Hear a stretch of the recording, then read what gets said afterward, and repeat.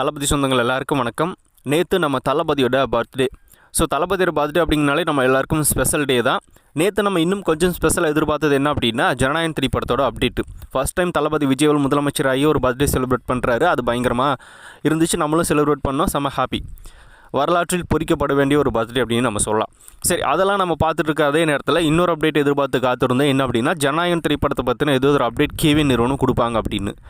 அவங்க சடனாக மார்னிங் இருந்து வெயிட் பண்ணிகிட்டே இருந்து பார்த்து ஒன்றுமே வரவே இல்லை. ஃபைனலி ஈவினிங் ஒரு அப்டேட்டை கொடுக்குறாங்க. அப்டேட் கிடையாது, ஒரு போஸ்டர். இந்த ஒரு போஸ்டர் ரிலீஸ் பண்ணி தளபதி விஜய்க்கு பர்த்டே விஷ் பண்ணியிருந்தாங்க.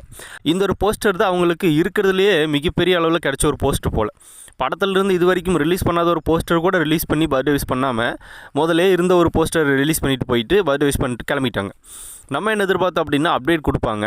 ஆனால் படம் வருதா இல்லையா இப்போதைக்கு எதிர்பார்க்காதீங்க, எதையாவது ஒன்று சொல்லிட்டு போவாங்க அப்படின்னு கூட எதிர்பார்த்தோம்.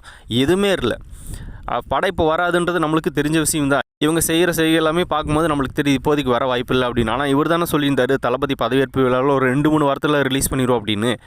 அது முடிஞ்சே போச்சு, இன்னும் வரவே இல்லை. சரி, அப்டேட்டாவது கொடுத்து ஒரு புது போஸ்டராவது ரிலீஸ் பண்ணுவாங்கன்னா எதுவுமே இல்லை. ஜஸ்ட்டு இந்த மாதிரி சிம்பிளான ஒரு போஸ்டர் ரிலீஸ் பண்ணி பர்த்டே சொல்லிட்டு போயிட்டாங்க.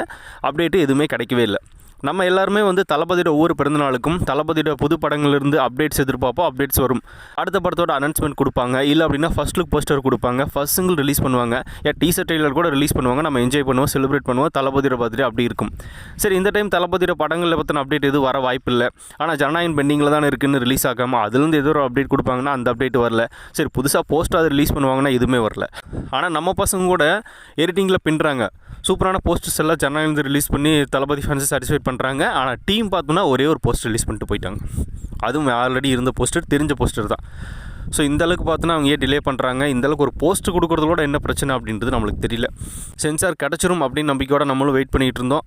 நீ தளபதி பணத்தை திருப்பி தான் கொடுக்க போகிறார் அப்படிங்கிறது கன்ஃபார்ம் ஆகி போச்சு. என்ன நடக்குதுன்றதே தெரியல. அதையும் சொல்ல மாட்டாங்க, படம் வருமானு சொல்ல மாட்டாங்க, எப்போ வருதுன்னு சொல்ல மாட்டாங்க. பார்க்கும்போதே கடுப்பாக இருக்குது. இப்போதைக்கு எதிர்பார்க்காதீங்க, தீபாவளிக்கு பார்த்துக்கலாம் அப்படின்னு சொன்னால் கூட நம்மளுக்கு பிரச்சனை இல்லை, நம்ம வெயிட் பண்ணுவோம்.